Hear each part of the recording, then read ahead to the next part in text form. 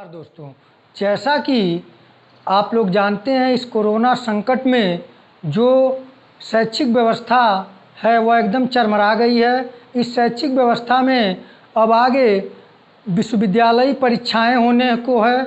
इस विश्वविद्यालयी परीक्षा में चाहे वह स्नातक स्तर का हो या प्रास्नातक स्तर का हो या प्रशिक्षण कोर्स हो, उससे संबंधित जो परीक्षाएं होनी है वे परीक्षाएं वस्तुनिष्ठ टाइप प्रश्न उत्तर के माध्यम से होगी।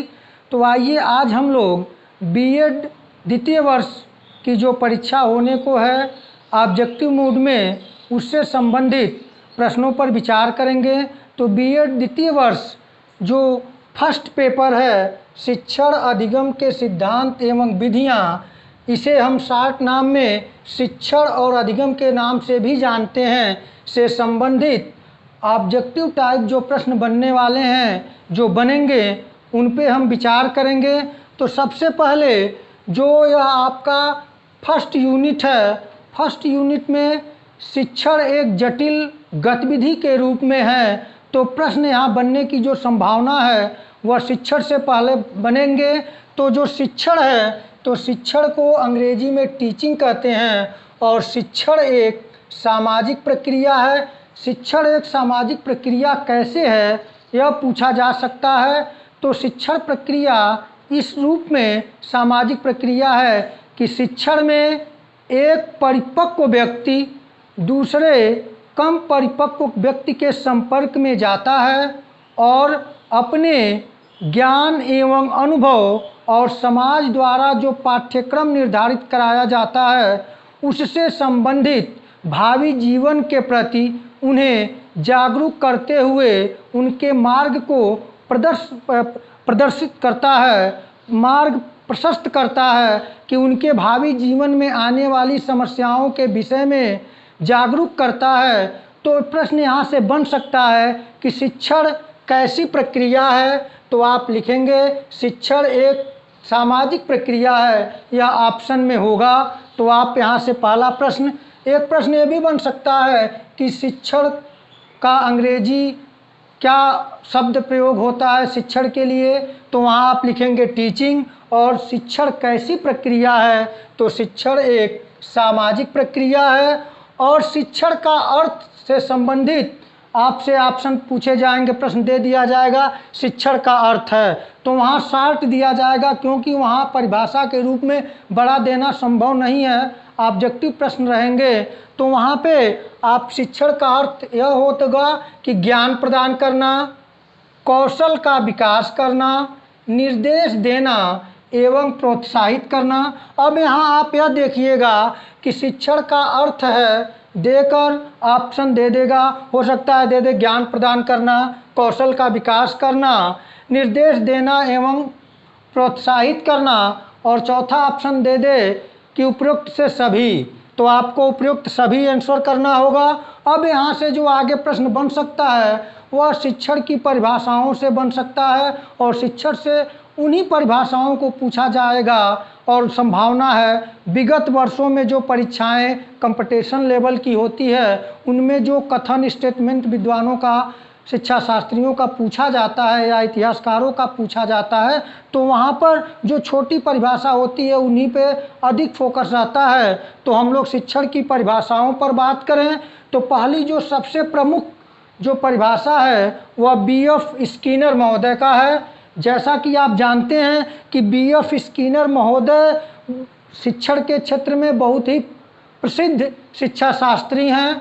तो इनका परिभाषा है, इन्होंने शिक्षण को परिभाषित करते हुए लिखा है कि शिक्षण पुनर्बलन की आकस्मिकताओं का क्रम है। यानी शिक्षण जो है वह पुनर्बलन की आकस्मिकताओं का क्रम है, यानी कि जो शिक्षण कार्य होता है उस शिक्षण कार्य में विद्यार्थी को जो ज्ञान प्रदान किया जाता है या जिन कौशलों का विकास कराया जाता है और जो निर्देश दिया जाता है और जो प्रोत्साहन दिया जाता है, यानी कि जो ज्ञान प्रदान किया जाएगा उन ज्ञान में अगर बच्चा बेहतर परिणाम देता है तो उसे पुनर्बलन दिया जाता है। तो पुनर्बलन मिलने से बच्चे में जो अधिगम होता है वह अस्थायी होता है। तो यहाँ पे उन्होंने बताया है कि शिक्षण पुनर्बलन की आकस्मिकताओं का क्रम है। यानी जब शिक्षण होता है तो विद्यार्थी को प्रशिक्षणार्थी को पुनर्बलन मिलता है और उससे वह आगे भावी जीवन के प्रति तैयारी करता है। अगला परिभाषा जो है वह प्रसिद्ध शिक्षा शास्त्री मनोवैज्ञानिक B.O. स्मिथ महोदय का है और B.O. स्मिथ महोदय ने शिक्षण को परिभाषित करते हुए लिखा है कि शिक्षण एक उद्देश्य निर्देशित क्रिया है। यानी शिक्षण जो है उसका एक उद्देश्य होता है और उस उद्देश्य की पूर्ति के लिए छात्रों को प्रशिक्षणार्थियों को निर्देशित क्रिया कराया जाता है। अगला परिभाषा है जेम्स एम थाइन महोदय का। तो जेम्स एम थाइन महोदय ने शिक्षण को परिभाषित करते हुए लिखा है कि शिक्षण अधिगम में वृद्धि करता है। यानी जो शिक्षण है वह अधिगम में वृद्धि करता है। यानी कि हम जैसा कि B.F. स्किनर महोदय के परिभाषा के अनुसार बताए हैं कि जब शिक्षण में छात्र को पुनर्बलन मिलता है तो अधिगम जो होता है वह क्या होता है, अस्थायी होता है। तो वही यहाँ पे जेम्स एम थाइन महोदय ने शिक्षण को परिभाषित करते हुए लिखा है शिक्षण अधिगम में वृद्धि करता है। यानी कि जो शिक्षण होता है वह छात्रों के व्यवहार को सकारात्मक दिशा में परिवर्तित करता है।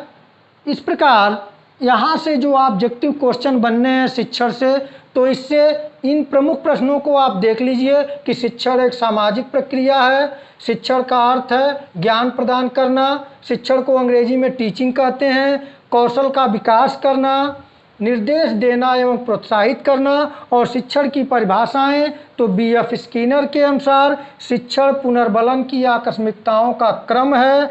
B.O. स्मिथ के अनुसार शिक्षण एक उद्देश्य निर्देशित क्रिया है और जेम्स एम थाइन के अनुसार शिक्षण अधिगम में वृद्धि करता है। अब इसके बाद हम लोग देखेंगे कि शिक्षण की प्रमुख विशेषताओं के बारे में कि शिक्षण की प्रमुख विशेषताएं क्या क्या हैं। आइए शिक्षण की प्रमुख विशेषताओं पर विचार करें।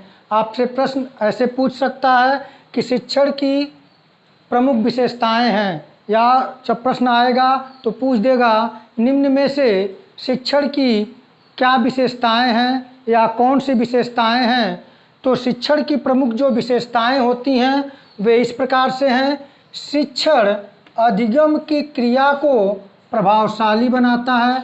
यानी जो शिक्षण है वह अधिगम की प्रक्रिया को प्रभावशाली बनाता है। यानी शिक्षण के माध्यम से जो अधिगम है वह प्रभावशाली बनता है।